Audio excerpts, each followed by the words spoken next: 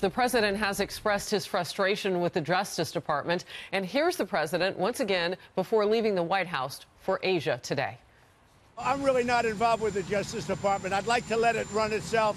But honestly, they should be looking at the Democrats. They should be looking at Podesta and all of that dishonesty. They should be looking at a lot of things. And a lot of people are disappointed in the Justice Department, including me. My first guest says this DNC scandal is more proof that President Trump was right when he called Hillary Clinton crooked. Let's bring in RNC spokeswoman Kayleigh McEnany. Kayleigh, great to see you today.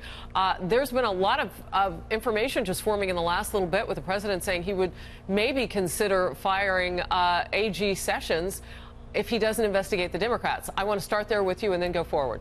Well, the president's frustrated at the DOJ, and understandably so. You look at some of the wrongdoing of Hillary Clinton and the potential statutes she ran afoul of. Here are just a few.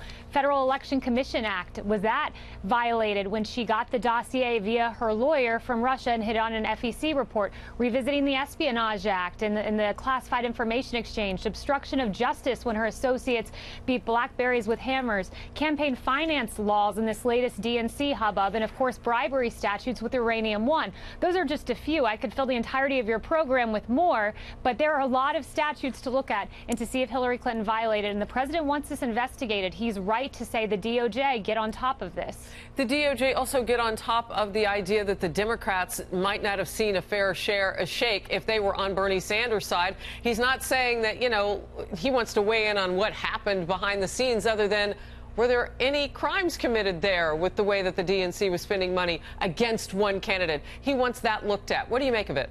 That's exactly right. You know, there are limitations on how much an individual can give a candidate. There are reasons for those limitations. But Hillary Clinton, via the back door of the DNC, was having money funneled to her campaign through this kind of third-party organization. He just wants it looked at.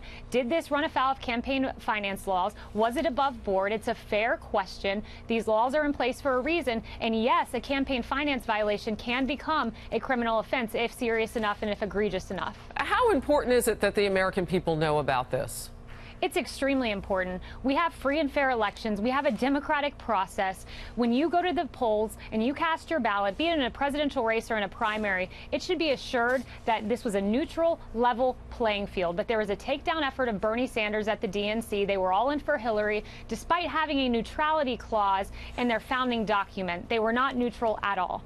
You know, you heard James Rosen's reporting about Democrats that have come out and said, yeah, this is how it went. They're angry about it. One of them from Hawaii, Tulsi Gabbard, and James Rosen had that in his reporting. So when you look at this, this is why this has to go to the spirit of our elections.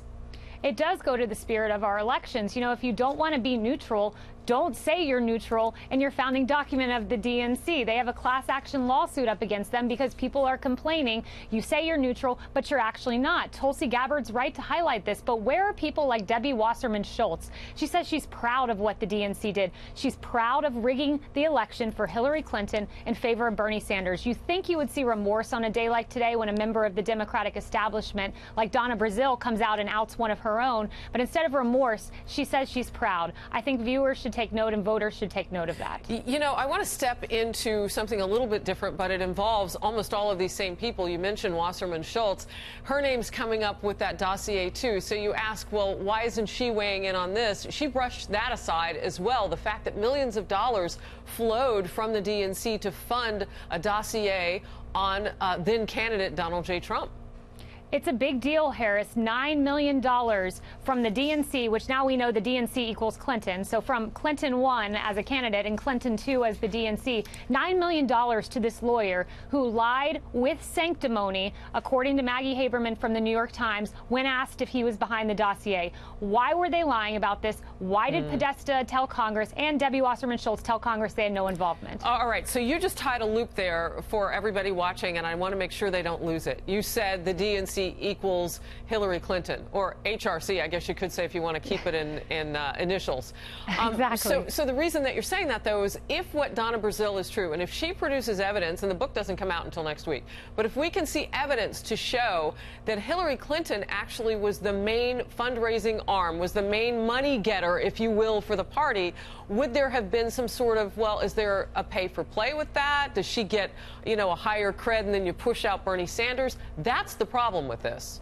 That's it. It's exactly right. It's unethical. It's not right. It runs afoul of what the DNC says that they stand for. And just to, you know, tie a ribbon here on what's all being put together is Donna Brazile is basically saying that Brooklyn, Hillary Clinton's campaign headquarters, was the DNC. Hillary Clinton said in this agreement she got to choose the communications director of the DNC, got to make all messaging decisions, got control of the money at the DNC. That means Bernie Sanders never had a shot. Hillary Clinton was the DNC. Hillary was the Democratic Party.